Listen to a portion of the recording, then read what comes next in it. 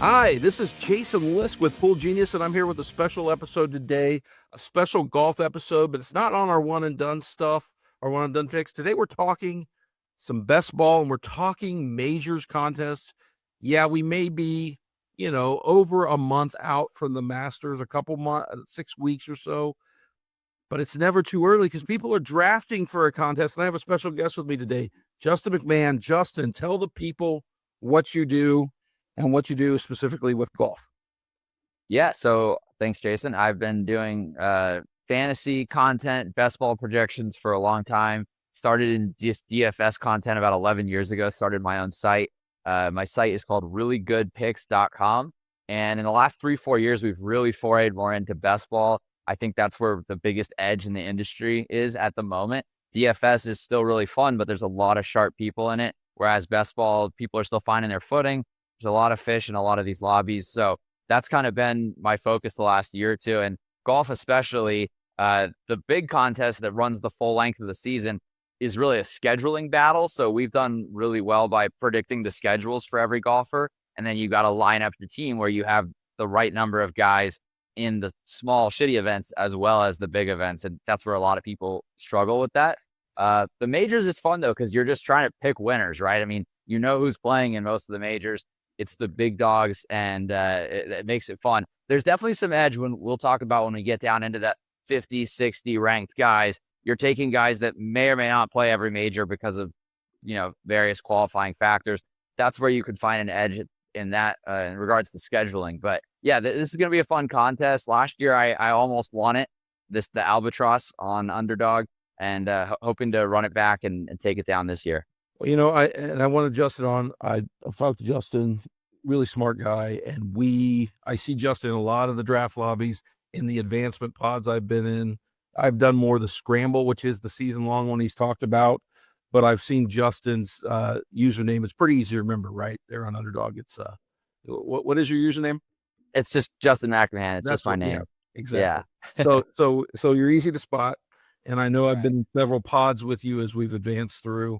So, wanted to have you on because I know you play a ton of these contests. I love to play them, but I know you're really deep in the weeds on them. So we're going to talk about the Albatross. This specific contest, as we said, is a majors only contest. So let's quickly go through the features specific to the Albatross. And there are other contests, right, Justin? There's going to be smaller entry fee ones that have similar format. There's a big Albatross, which is $100 to enter. This one is $15 to enter. So reasonable if you want to play one entry, but what is the number on, let me get my board up here on the total number in this contest for this year, because I think 30,000 total entrants, 30,000, yeah. $400,000 prize pool, and I believe it's 50 grand to first place. Yeah, so I mean, you can second. win 50 grand if you can somehow run pure as the sun and beat out, that many other contestants. And you need to do well and get to the Open to have a chance at really cashing in this contest, because how it works is every round or every major is a round. So the 4 rounds of the Masters, but at the end of the Masters, your entry has to be in first to advance out of your 6-person draft. You draft against 6 other people. You draft 12 golfers. Your top 6 score for each event. You can have different golfers that score for different events, of course, but you need 6 to do well in each event. To advance you need to be in first. The PGA, the U.S. Open's the semifinal, and then 200 to the final at the Open. You better have good golfers available at the Open. You better have some unique ones. We're going to talk about all of that. But first, I want to talk and bring up real quick, we do not have our own best ball rankings here. Justin, we're going to get into his here in a second, but we do have a majors product when the majors do roll around. Sorry, I brought yours up. That is your rankings. Let me bring mine up. Here we go. So we have a majors product that allows you to play in tiers contests and organize your tiers. And when we actually get this is a sample of what the product would look like without the betting odds, since we don't have betting odds for these events yet. But you're going to see golfer rankings. You're going to see course history numbers. You're going to see recent performance numbers. And then we'll give you popularity estimates based on the betting odds and some of these other factors. and we'll adapt that to whatever you tell us is in your tiers. Your pool may have different people in tier 4 than somebody else's. It's a customizable product, so check it out if you are playing in majors contests with tiers as we get closer to the Masters, the PGA, and the US Open. But back to our best ball contest.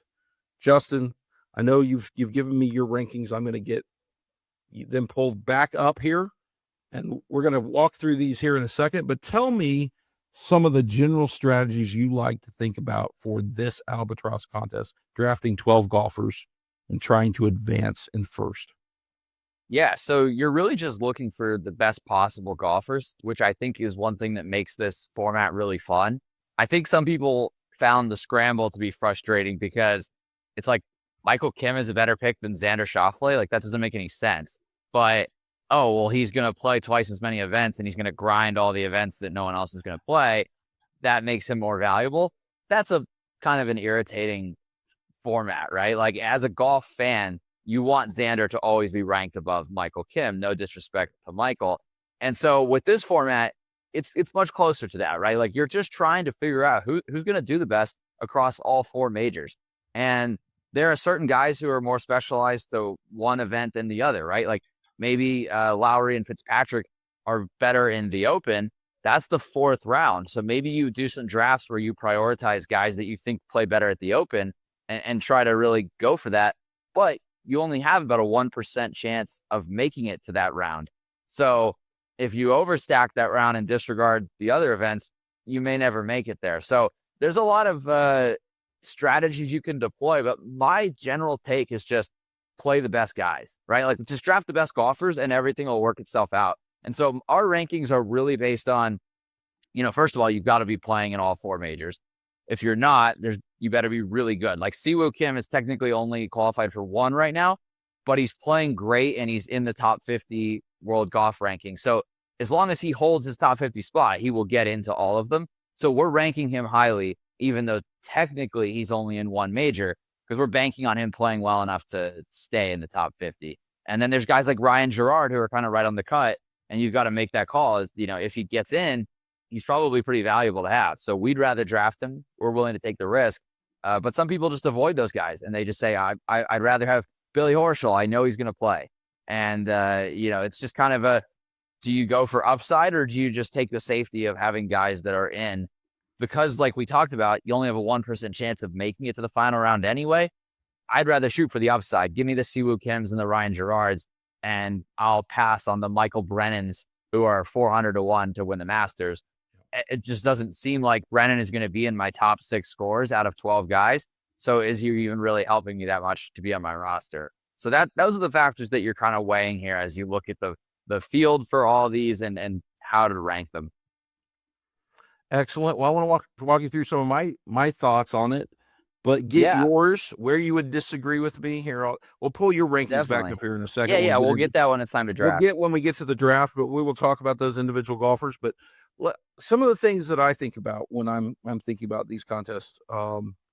One is you mentioned upside, and I think I kind of view these drafts in two parts. Early on, I think I want to get the golfers I know are going to play, including the studs you're talking about, right?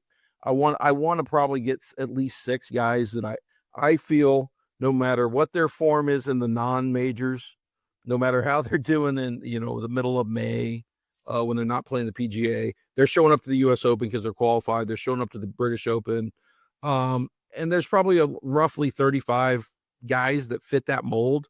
That if they aren't qualified de facto, they are practically qualified, because those events have rules on you got to be a certain number in the OWGR or on the FedEx money or the money list, and they're going to be in even if they haven't qualified yet. So there's a certain segment that's the case. I want probably at least half my roster full of those guys to give me like that floor, and guys that should score in most majors. Maybe they miss a cut in one and I replace them, but they're the guys I need to score. So I think about it with that half. And the back half, I'm thinking more like what you're talking about. I'm like unique combos, guys that people may be shying away from because they're not qualified for an event. We'll get into some specific guys that might apply to, but Or I'm getting guys that are maybe they're masters qualified, but they're not qualified for everything else, so their ABP's dropped. But I get them in the first event, and then I need them to play well. But if they don't play well, that entry's dead anyway. So I'm kind of banking Yeah, that I up. was gonna say if they're playing so badly that they don't hang on the top 50, probably not going to contribute a whole lot in a really Right. tough course in a major. Yeah. Right. And so I'm willing to lose some entries in the first to try to hit the one that gets those key players combos that maybe they're only 20% drafted in the contest, right? 10% drafted. Right. Where even if they're great at the PGA and US, they're not going to be very heavily owned by the time you roll into the Open. So that's kind of my thought process on the two different tiers. I will look at unique combos of those great golfers in the first half of the draft, but I want to get them. I know who's going to who's already in the Masters, PGA, US Open, and British Open, or who I think is practically in, like Siwoo Kim you talked about. Yeah. So one thing I consider when we're still 6 weeks out from the contest actually locking, and at this point, very few drafts have been done, right? I think 10% of the contest has been filled up. And when we're this early, it's hard to know what a unique combo will be. True. So like if you think, all right, I'm going to take 3 third-round picks in my first 3 picks to try to be unique, well, you may accidentally take Chris Goddard, and then he plays his way into being a first-round pick. And then like you don't end up, the current ADP will not be the final ADP. So at the end, I like to think about what combos have still not been common. But early, it's like, I don't know. So I'm just taking the best possible golfers. But I like to save some entries for the end for what you just talked about. That's why it's kind of important. Like, I'll try to remember or I'll save our rankings each week that we update them. That way I can go back and look and see, have these two guys ever been the 6-7 turn obvious combo, right? And it's like sometimes the 5th and 11th ranked player were at one point the 6-7 turn. So they're actually a really common pairing. And then sometimes they've always been far apart and they've never been common. So I think that's one thing that it's right now we're too early to try to nail that down. But towards the back end of it, that's when you try to prioritize the unique combos.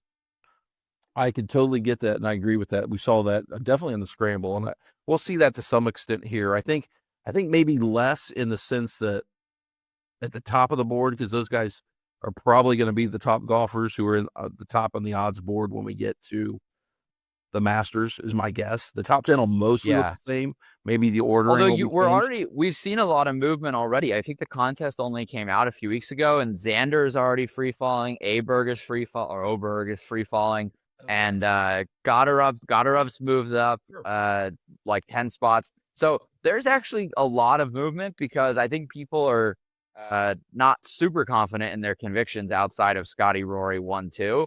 It's like, who really should be third? Like, right, I have Bryson third, but his ADP is 6th. I think by the time this contest starts, his ADP gets the 3rd.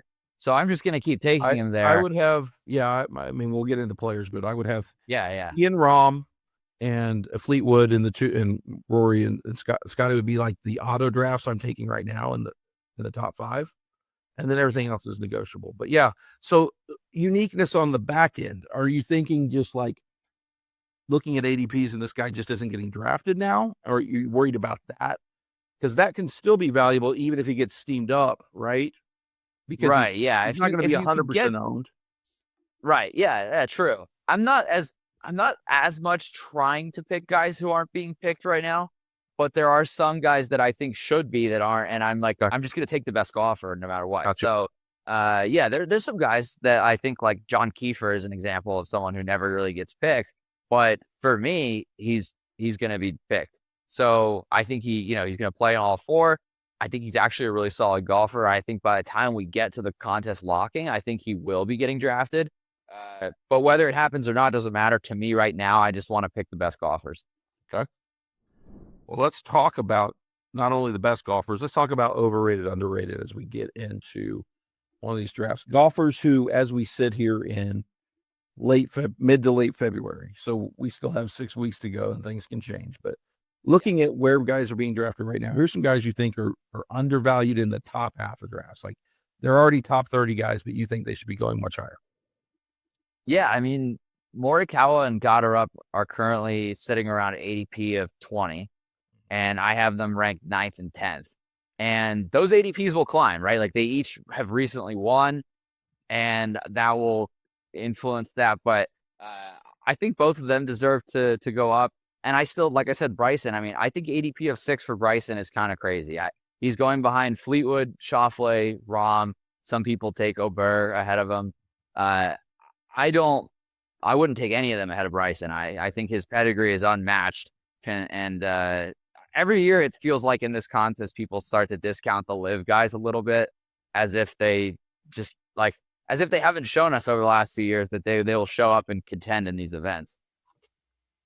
Yeah, I'm gonna have to search here. Like, where is he probably on the odds board if we had a very early He's Masters? third. He's third on the Masters odds board. Yeah, that's what I'm saying. Yeah, You can bet exactly. the Masters right now. He's third. So yeah, that's validating. We certainly look at that. You know, what does the market say? Yeah, well, honestly, one of the easiest ways to get an edge in this type of contest is aggregate all futures markets for the 4 majors and then rank based on that.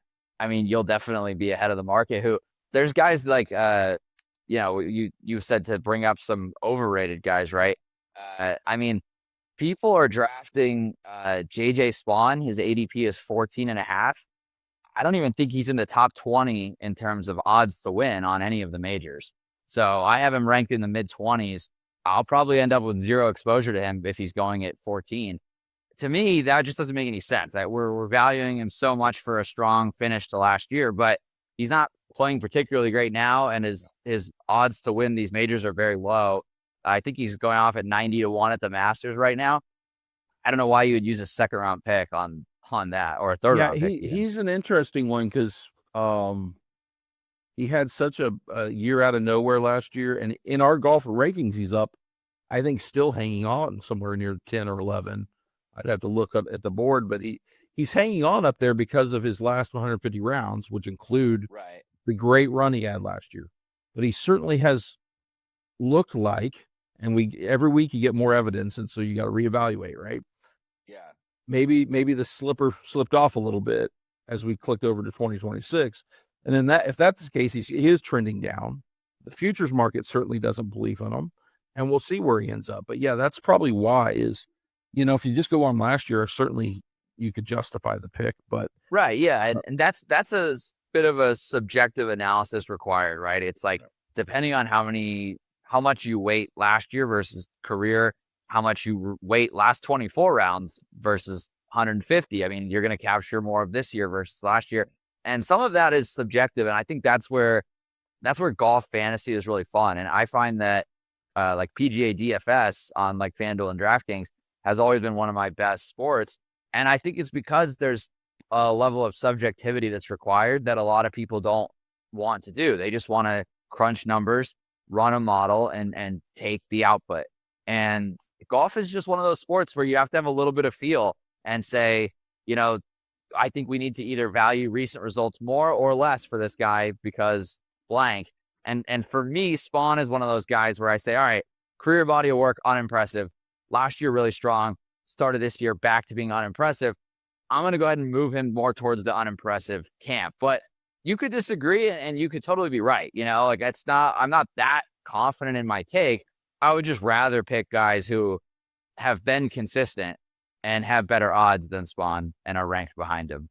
yeah, I mean, I'll say this: we have data, we have products that show you data, and it's there to let you make educated decisions. But you do have to weigh things. Like with golf, the ratings we do are based on analysis, right? It's based on what tends to be predictive. But golf, what applies to 80% of golfers may not apply to 20%. It may not apply to the 22-year-old that figured something out. It may not apply to the Right. guy that changed his swing or was injured, because while you don't know like injuries, you can look at that and be, oh, that guy struggled. If you have a clear injury reason and that injury's gone away, that's a reason to kind of fade the numbers, right? You could be like, oh, Exactly. Yeah. he's better than his last 150, because that last 150 he was dealing with an injury, he had surgery, took time off, and he's back. And so those are the calls you have to make a lot of times in this in deciding some of these corner cases. So, Yeah. well, any late guys? So I've got a few, but I want to see who you got. Let's say after, I don't know, the top 40 or so guys you're targeting now. You mentioned Kiefer's one.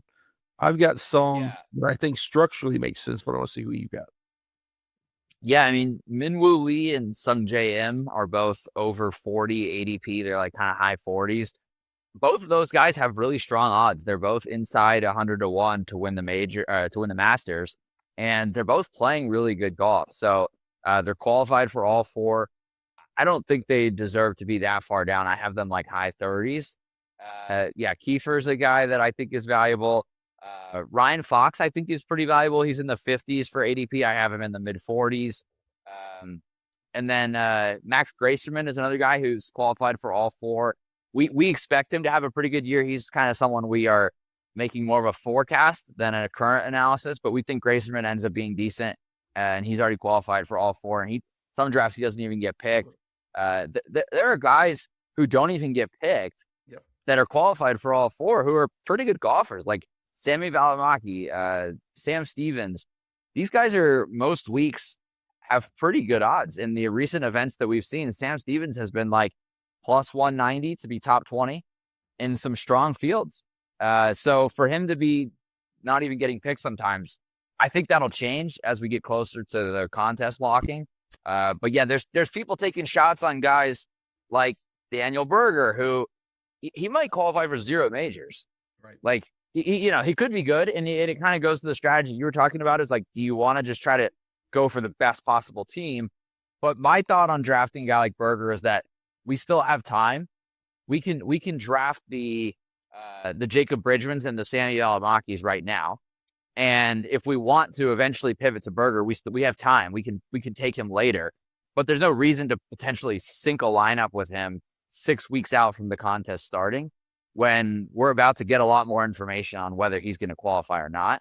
So that's kind of my approach on the late guys right now is like, let me go ahead and lock in my exposures on the Sam Stevens and the Valimakis, and I'll be patient with the guys like Berger, because even if he qualifies for the first one and gets inside the top 50, I'm not worried that his ADP flies up the board.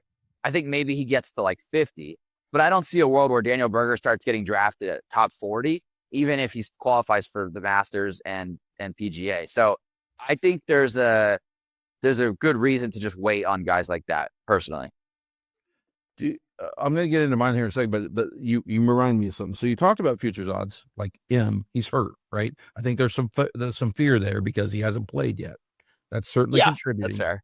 Do you think with the futures market, because the problem with the futures markets a lot of times is a lot of these books don't offer yes nos, and they don't, and they're in such a way that there's no incentive to lower guys with more name value because they can't get pounded on the other end, right? And so they're going to have certain guys overvalued, like a Jordan Spieth. Like Dustin Johnson's a good example. Right? Jordan Spieth, right?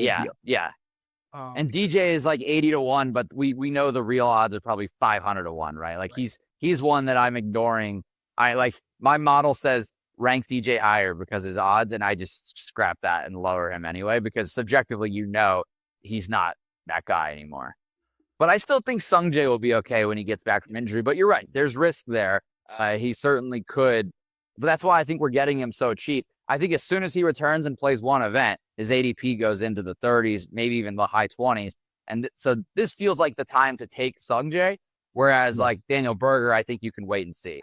Yeah, I mean, because his injury was wrist, correct? Hand, wrist, which should heal. I mean, unless there's complications, he should be back by the Masters. I'm more concerned maybe on Justin Thomas on how to play that, because he's eligible for all, but will he be back will he be ready to play in April? That one, but his ADP is dropping, so he's one to at least consider as like an upside play if he does play. Guys, I've got him. Go ahead. Yeah, go ahead. I've got Thomas ranked highly, where like I will end up getting him. So I'm really hoping he returns. But yeah, who are you targeting? So some guys, so there's guys, particularly some of the DP World Tour dual eligibility guys, are already Open qualified. They're Masters qualified because they won certain events on the DP World Tour that got them in. they may not be PGA or US Open qualified, so that whole, like, Houghton Lee isn't eligible. I think he's gonna get in a PGA because the standards are low enough where if he plays in enough events where he does what he did early in the season, he's going to be there in the US Open. But I think that's holding his ADP down. But I know he's playing the Masters. I know he's playing the Open, and he's a big hitter and a high variance guy, which is probably what I want out of my late picks. And so he's a guy I'm targeting. There's some other, I mean, you mentioned Fox. Fox is, I think, similar. He's Masters and Open qualified. And there's some other guys. Pinge hasn't looked as great lately, but Pinge is in the I know. same boat. I was Yergard excited about Peterson. him, and I just lowered Penge down because I picked him a lot in the scramble, and he just Yes. isn't playing very well. Yeah. Yergard Peterson, guys like that, I think are good picks because they're not. Their ADPs are, I think, held down toward the end because they haven't officially qualified for the PGA and US Open, but they are playing the tour. And so if they play well enough, they're going to accumulate the points to get into the PGA or the US Open. And I know they're playing the Masters. And I think having guys that are going to play the Masters for sure, that are low owned, is probably a decent way to play it. Yeah. No, I like all those guys. I have them all ranked above ADP, everybody that you mentioned. So yeah, I think those are solid picks. Well, do we want to walk people through a draft? Do we want to try to jump into one here? Let me see if Sure. I've got a bunch of auto drafts running, so just fair warning, you'll end up. I will technically be in the lobby, but it'll just be auto drafting. So so we may come up against you with your own rankings, is what you're saying. yeah, technically yes. I'm happy. I'll be rooting for our team over my own auto draft. So let me figure out how to pull that up here. I am a boomer, so you have to forgive me. Justin is not a boomer. Yeah, no worries. Total non-boomer. But let me get this screen shared, and then I'll jump into the lobby and I'll talk you through. So if you're on Underdog, I've got kids now, so I'm making my way towards boomer status. Boomer me couldn't get into a draft, but Justin, we're waiting in the lobby, but we're waiting for one more contestant. So we're gonna see if we can get somebody to fill. We're 6 weeks out. People are thinking about a lot of other things. If the groundhog correctly predicted winter would stay, all that stuff. So if it fills, we'll jump in here in the next few minutes. But if not, we're going to sit here and go through Justin's rankings and talk through kind of what he's got where in this draft and his targets as we sit here the week of February the 16th through 21st-ish. So let's go down the list here, who you would draft. This may be more interesting for people rather than watching a draft anyway, just because drafts can be flying quick. We only talk about guys that land at our spot. This allows us to just go through every single guy. So at the beginning of this show, by the way, I had a screen up. I had my rankings up, but I hadn't refreshed the page.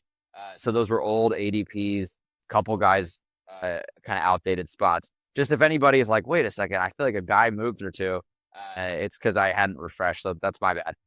So this is our most recent update with today's ADPs as of February 18th. So who would you take? Assume you have pick 3. I think we both, did we agree that we'd take Bryson, or would you take Fleetwood? Because one thing you have to consider is that if you do take Bryson at 3, you're going to end up with very little Fleetwood, right? Because almost every time that you get to 3, Bryson will still be there. And I mean, really, it's Scotty, Rory go 1-2 every draft. So you get to 3, world's your oyster, you take Bryson. There's not going to be a lot of scenarios where you have pick 4 or 5 and Fleetwood is still there. So anyway, and especially Rahm, if you have Rahm ranked 5th here, you won't get him very often. So yeah, what's your comfort level with having lower exposure to those two to get more Bryson like I'm doing? I am probably, first of all, Scotty and Rory are auto picks at those positions, right? Because you're never going to get them. You might get one of these other guys fall a few in certain drafts. I think those are the clear next 3. I would probably tend to follow ADP unless I was getting overweight on somebody. But if you want to be overweight Bryson, I think that's fine. I'm probably just, if I'm going to be in several of these, if I'm going to have, if you're just draft your guy and you're picking 10 or less, get your guy. But if you're playing, 40, 50 or maxing it, I don't want to be significantly underweight on any of these three, and I'll probably take them where I have to make sure that Yeah, happens. So I'm watching what's that happened. makes Like, sense. how many Yeah, times if have you I want to like have, if I start out drawing 5 and 6 constantly, and Bryson keeps falling to me, maybe I don't want to take him at 3 when it comes up because I haven't got up at the top of the right. board yet. Yeah, no, that's fair. You want to balance it some. I'd hate to have 0 of Fleetwood because then if he wins one of these majors, I'm going to be screwed. So yeah, I think that makes sense. I'll try to have the most Bryson, but then kind of balance those next few guys. Uh, I think that next year is where I it keep gets going back interesting, and right? forth on whether I like Aberg or Matsuyama more. I constantly, I know the guy's name. I just constantly call him. Well, yeah, because we Uh, don't pronounce it like that when we see it in writing, right. I right? don't even have the character on my Umlaut. keyboard to type it correctly. Yeah, so But yeah, what do you think about that little spot right there? I think that is a tier that it is such a change from the top that honestly, this is where you could see things change dramatically. Anywhere between 6 to 7 and 20. You could see any of these guys like moving over the next month because Right. Oberg has played Like if well at the Masters. He has the game. It's baffling how bad he's been. Like, not just in the last month, but pretty much since the Masters last year. Has he even been a top 30 golfer?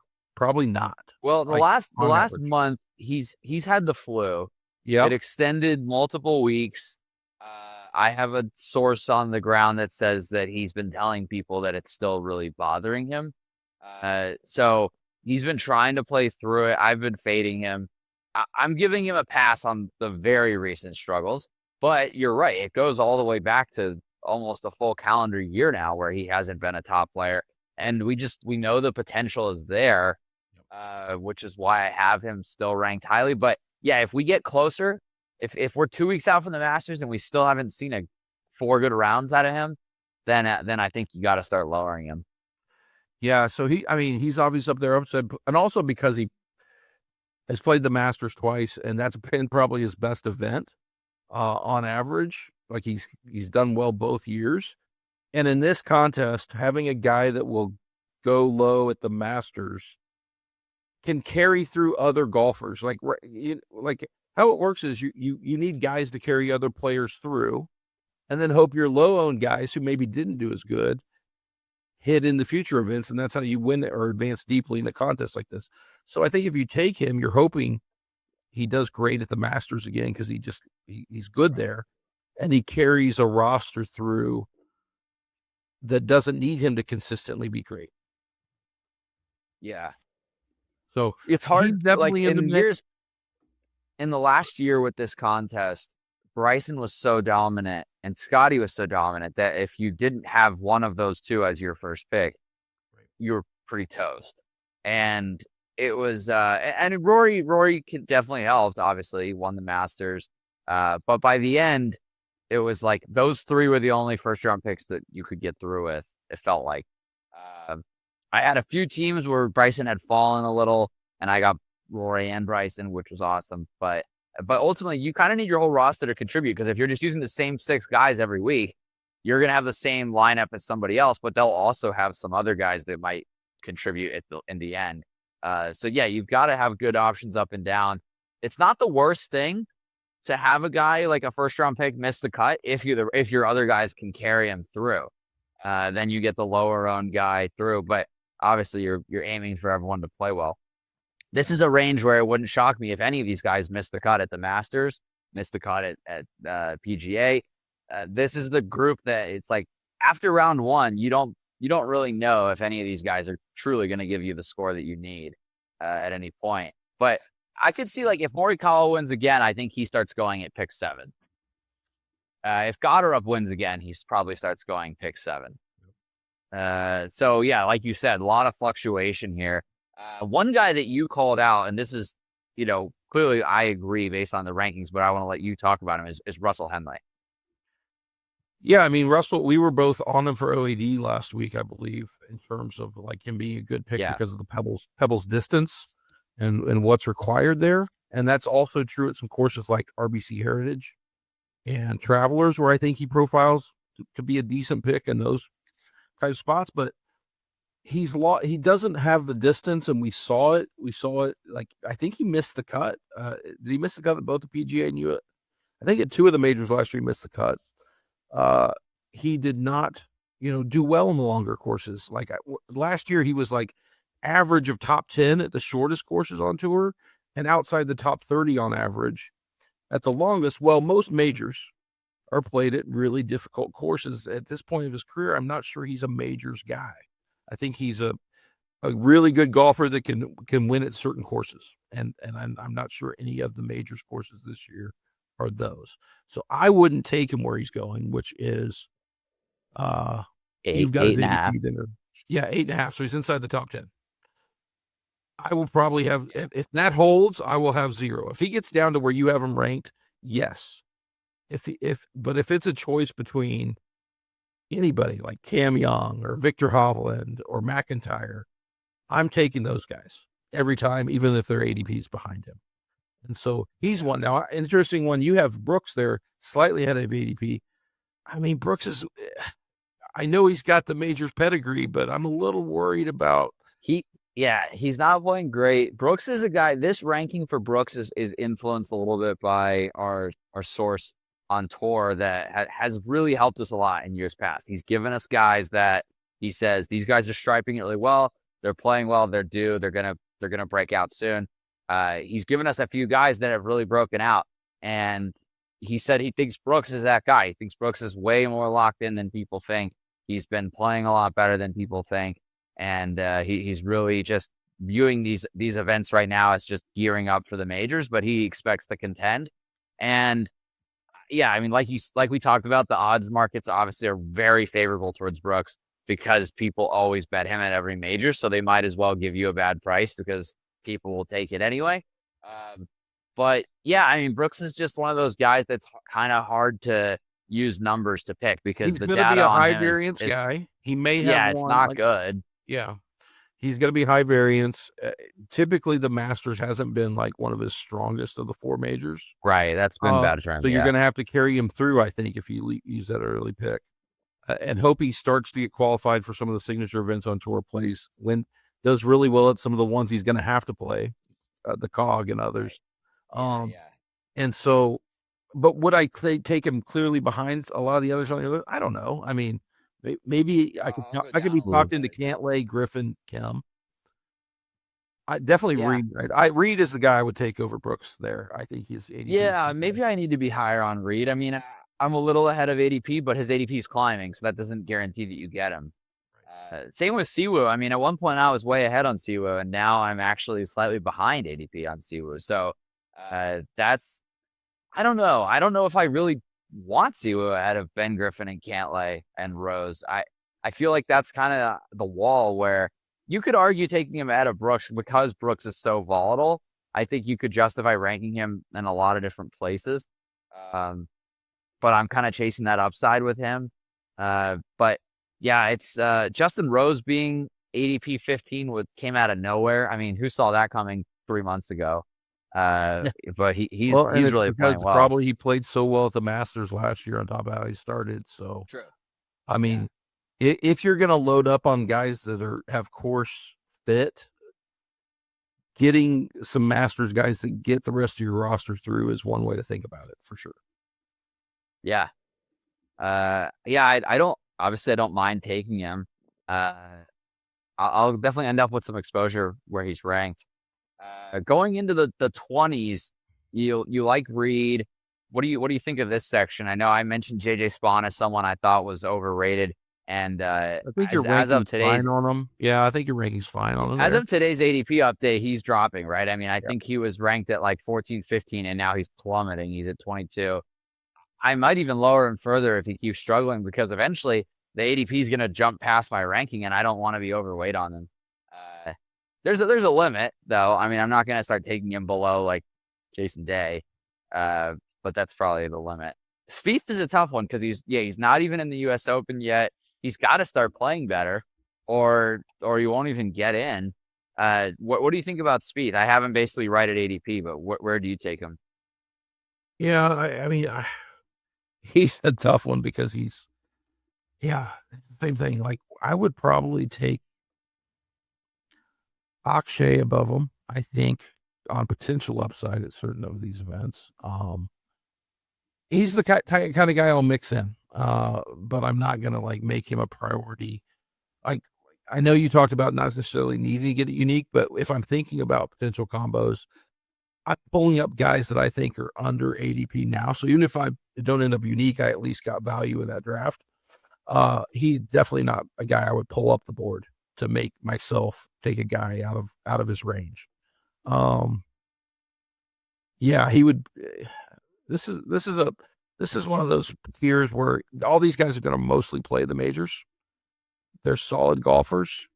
They may miss cuts. They may post a surprise top 10. Uh, it's a pretty tough range. I think as we get further down, I like Gerard based on his Yeah, start. he's the first guy. This column here is how many majors they're locked in for. Right. So all these guys have been locked in for 4, other than Suwu, who we already talked about, is well into the top 50 world golf ranking, and in Spieth. But yeah, Gerard also well into the top 50, should play all 4, so we're not too worried about that. I still have like Cameron Smith and Minwoo ranked ahead of him, but he could make that jump if he gives a couple more good events. I think he could jump up into this range. And Brian Harmon, who you have there, of course, we know he won the Open. He's eligible.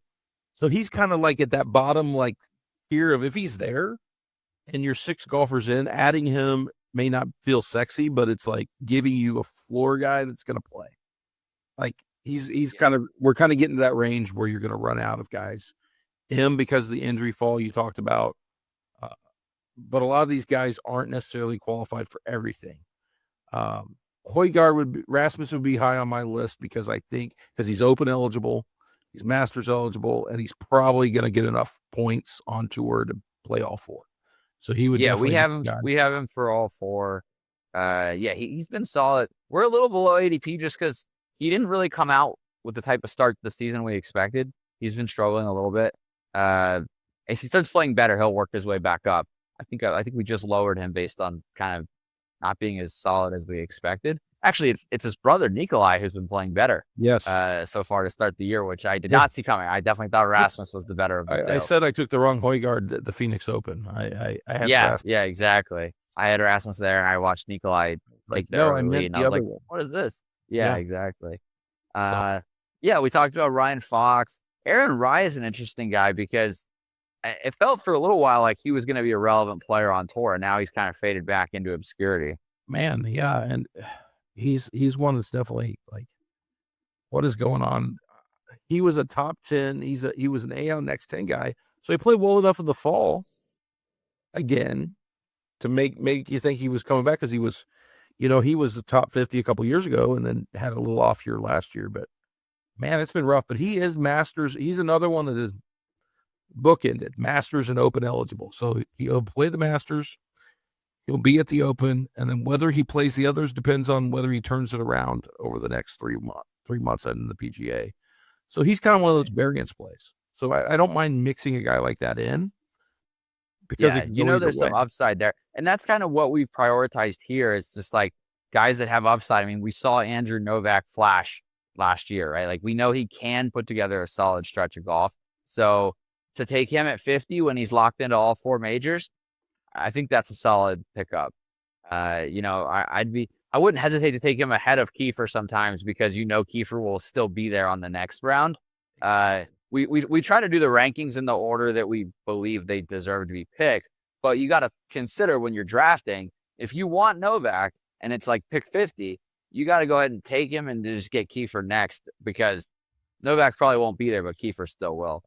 But I also don't mind skipping tiers in the ADP to get multiple guys, like to get Kiefer plus Stevens plus Lee, because most rosters might have one of those. A unique combo. Yes, right. You're getting 3 guys that maybe are all under-owned. One can drag. Yeah, once you start stacking up these guys, especially the later the contest gets, the closer we are to knowing the final ADPs, then you can say these guys have all been undrafted or last round picks for the last couple months leading up to this contest. I'm going to take 3 of them or 4 of them in one draft. And yeah, that's something I did in the scramble too. I would go down and get multiple guys who were basically undrafted, knowing that there would be very few lineups that had both of them. Now, the odds Yeah. of 2 last round picks both contributing so much that it matters that you have that combo, not very high. Well, But I do it's have a fun to ton it's of fun to do it. in the scramble. I have a ton of like Pearson Cootie plus Rio or Pearson Cootie plus, so I have those combos that weren't being drafted very much, and they're I what's think it's more carrying my likely to what's matter on in the that skirt. contest. Yeah, yeah. It's more likely to matter in the scramble because they can contribute in like the cognizant and events that maybe not Yes. everyone else is playing. It's Yeah. harder to imagine a world where you're Sure. thinking, wow, thank goodness I have Grayserman, Hautong, and Valimaki on the same team. It's possible, but it's We just say that, but a less likely. the open leaderboard will have guys that you would Oh not yeah. have expected, and like Goddard was. I mean, where would Goddard have gone in this contest last year? Probably toward the end of the board, right? Same with Spawn. Right, yeah. And Ben Griffin was going real late. Justin Rose was barely being drafted. I Pendrith actually had a ton concerns of me. Justin Rose. Yeah. That Pendrith Rose concerns me carried me. here on Yeah. what I'm looking at. Pendrith concerns me because he's not eligible for the Masters. He hasn't been in great form. He's actually a guy I'm worried might not get into very many majors. I think Thorbjornsen should play his way in. But I do have concerns about the Pendrith Horschel kind of guys that don't necessarily have it yet. They would be some that would concern me down here, but I don't mind mixing anybody in. I just want to make sure. We should talk about your Joaquin Neiman ranking. Yeah, I have Neiman pretty low. He's only eligible for PGA, and the way to get qualified for Live is kind of tricky. So it's he's no guarantee to get into anything more than the PGA. And even if he gets in, I mean, what does he end up going off? 80-1? Right. Like, is that really that exciting? Because like Valimaki probably goes off at 120-1 or 150-1. Same with Hautong. And at his current and ADP, right, at 43.1, obviously that could drop even more. But if that's his ADP, he's almost 100% drafted. It might be 95%, right? Right. See, I'd rather just hope he's a 0 and just fade him than have exposure to a guy who may not play. And it's similar to like Ricky Fowler gets taken in most drafts. And I do have him at 64, but I'm a little concerned. I mean, he's not playing well enough to earn his way in, and he's currently eligible for none. So, yeah, those are guys I'd rather just kind of wait and see what happens than to take stabs on them. But as you can see, I mean, you scroll down, there's really nothing left, right? Like you're just grasping for stuff at that point. Yeah, Tom McKibben is an interesting one just because he's Masters and Open eligible. But he also is he's not going to be playing the U. Like I feel pretty confident saying those are the only two he's playing. So is he's Masters and PGA eligible, right? Is he also eligible for PGA, McKibben? I think PGA is the easy one to get. Okay. Does he have US Open? Maybe he doesn't have Open. Here, let me see. I think the Opens are the hardest ones to get. So I think he has Masters and PGA. The tour site shows Masters and Open on the link I'm looking at on PGAtour.com. Interesting. So maybe he has 3, and we only have him for 2. So, how did he get eligible for the Open? Probably through like DP World Tour type stuff or thing. I mean, because their eligibility is a little more tied to things that he might play in, right? Yeah. Right, yeah. And so he qualified through something in the fall there. But yeah, that's an example of, do you take a guy who might not be in all 3, but he's going to be in the Open and he's going to be in the Masters, and he's going at 71 point something. If this contest holds, I'm looking at the guys at 70 and below and saying, who can I justify making a pick on, right? Because that's what you want to do as this contest goes on. Because I know it's hard to translate what these numbers mean for people, but we know from seeing how the ADPs work, like if they're that low and those hold, they're probably under 10% picked, under 15, right, for the whole contest in a draft, which means individual teams are like 2 to 3%. They're on 2 to 3% of rosters, which is pretty low. And so I'd rather go these drafts do go 72 picks deep, right? But if So they're I 71, right, yeah, then that means they're nobody's barely drafted them. being picked. Yeah, Yeah. they're being picked at the end of drafts occasionally. Um, Yeah. so that's kind of like what What? I would target is get the guys you want, like on your rankings list, get those guys. And then as we get closer to the Masters, sprinkle in some of the guys that still have an ADP, let's say outside of 70, because they're going to be low owned. And if you happen to hit any. Hey, this draft actually started Okay. and we did not notice. Oh, well, let's So jump in. I've auto drafted. Yeah, let's jump in. So I've auto drafted Bryson, Ludwig, Hovland, Reed. Oh, I got Reed. That's good. So see, Spawn fell to me at 27, which I don't love. So, like, how do you feel about taking Spawn at 27 there? I mean, I guess it's I'd be okay. fine with it. I mean, I'd be fine Yeah. with it. So this is 6 guys who will play everything other than Spieth, maybe misses one. Would you rather take Wyndham or Gerard here? That's tough. Wyndham's probably more eligible for stuff. He is, but Gerard will get in everything as long as he keeps playing well. I mean, Gerard, I like better as a if he makes it. Yeah. Oh, well, he just got picked. All right, 1 pick away. I think clearly Wyndham is all right. Wyndham's clearly the best guy here. Then there's like this cluster here of like, do you take a guy like Sung Jae? Yeah, I mean, Wyndham and Harmon are both already in all 4, so you don't have to worry about that. Just show up to 2 of them, right? Just show up to 2 of them if you're drafting the mid rounds. So we talked through these guys. Rasmus went. So, but some of these guys will miss cuts, and we will need scores. We will need made cuts from our bottom tier guys to bail them out. We need some spike. We need some spike from some of them. We need them to hit a spike. Yeah. Here's the top ranked guys over here. Well, you can take M. I don't mind that because we're playing to win and not to necessarily if he's not back for the Masters. Oh, well, we took a chance, right? And the Masters is one of the easier ones to make the cut. So that's one that I'm more willing to give up. Like, I know a lot of people are prioritizing the Masters because it's round 1, but I kind of think like, they don't cut that many guys. Like there's a bunch of old guys that always take up most of the cuts.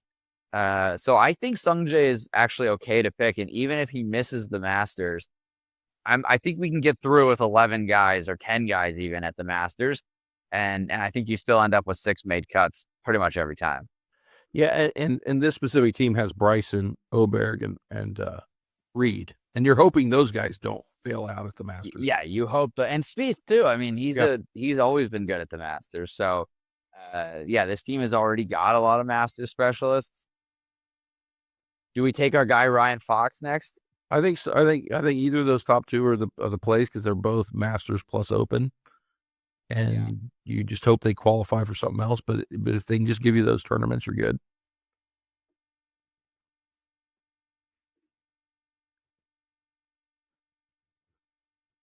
All right, we got Fox.